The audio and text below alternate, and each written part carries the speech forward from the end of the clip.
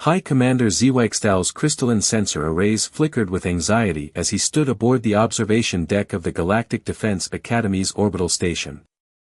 His translucent exoskeleton refracted the light of the binary stars, casting prismatic patterns across the polished floor. Today marked a historic moment, the first integration of human military personnel into the Academy's training program. High Commander, the Earth vessel approaches, announced Subcommander Vrel 9, her voice modulator vibrating at a frequency that betrayed her nervousness.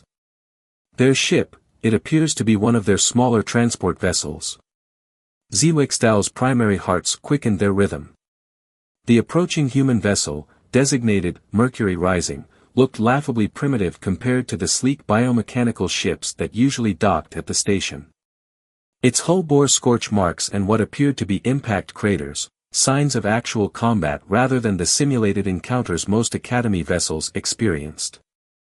Their preliminary medical scans are impossible, Vrel 9 continued, her crystalline appendages tapping rapidly across the holographic interface. According to these readings, their bone density alone would. Would what, Subcommander? Sir, if these readings are accurate, their skeletal structure is denser than Kraloxi battle armor. And their muscle mass, the gravity in their training sections would need to be at least triple our standard settings. Zweigstal absorbed this information with growing unease. The Academy had trained the galaxy's finest warriors for over 3 centuries. Their graduates formed the backbone of the Galactic Defense Force, protecting civilization from the horrors that lurked in the void between stars. But humans, they were different. They came from what their own scientists classified as a death world, though they simply called it Earth. The docking procedure began with surprising precision for such an apparently crude vessel. As the airlock cycled, Zweigstal noticed something odd about the atmospheric readings. Subcommander, verify these numbers. Are they really maintaining their internal environment at Earth standard? Before Vrel 9 could respond, the airlock doors parted. The first human stepped through, a tall figure by their standards, though barely reaching Zweigstal's thoracic segment. Captain Sarah Chen, according to her file, the newly appointed head of human integration training.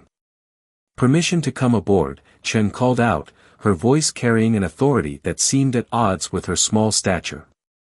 Behind her, 20 human recruits filed out in perfect formation, each carrying what appeared to be personal equipment packs. Granted, Zweigstal responded, trying to maintain his composure as his sensors registered the true weight of those personal packs. Each human carried a load that would crush most sentient species' endoskeletal support systems. Thank you, High Commander, Chen smiled, an expression that Zweigstal had learned humans used for multiple purposes, not all of them friendly. I trust our training facilities are ready. About that, Captain, Zweigstal began, his crystalline form shifting uncomfortably. We've attempted to replicate Earth standard conditions, but our environmental systems are struggling with dash. Oh, don't worry about perfect Earth conditions, Chen interrupted, still smiling. We're here to train, not take a vacation. The recruits could use the extra challenge of your lighter gravity. Lighter gravity. Zweigstal's sensor arrays spun in confusion. The Academy's standard gravity was 1.3 times that of most civilized worlds. He watched as one of the recruits absently bounced on their toes, testing the gravity with an expression that could only be described as disappointment. If you don't mind, High Commander, Chen continued, I'd like to get my people settled and start their warm-up routine.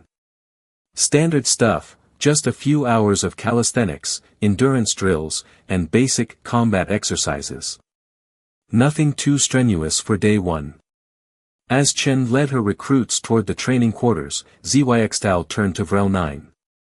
Subcommander, access the humans' training documentation. I want to know exactly what they consider strenuous. Vrel 9's crystalline form paled as she began reading. Sir, according to this, their warm-up routine includes activities that would qualify as extreme survival training for our elite forces. And their combat exercises. Yes. Sir, They practice combat in conditions that simulate atmospheric pressure variations, extreme temperature shifts, and toxic environment exposure, without protective gear. They call it building resilience. ZYXTAL watched through the observation windows as the humans began their warm-up. 20 recruits moved in perfect synchronization, their bodies defying what he had previously understood about biomechanical limitations. Captain Chen's voice echoed through the chamber, calling out something about pushing through the burn. Sub-Commander, ZYXTAL said quietly, I believe we may need to reconsider our definition of elite warrior. And perhaps we should reinforce the training facility's structural supports. Something tells me we're going to need them. As if to emphasize his point, the entire deck vibrated with the impact of 20 humans performing what Chen casually referred to as just a few burpees. The High Commander's sensor arrays registered seismic activity warnings, and somewhere in the distance, a stress alarm began to sound. The age of human integration had begun, and already ZYXTAL suspected the galaxy would never be quite the same.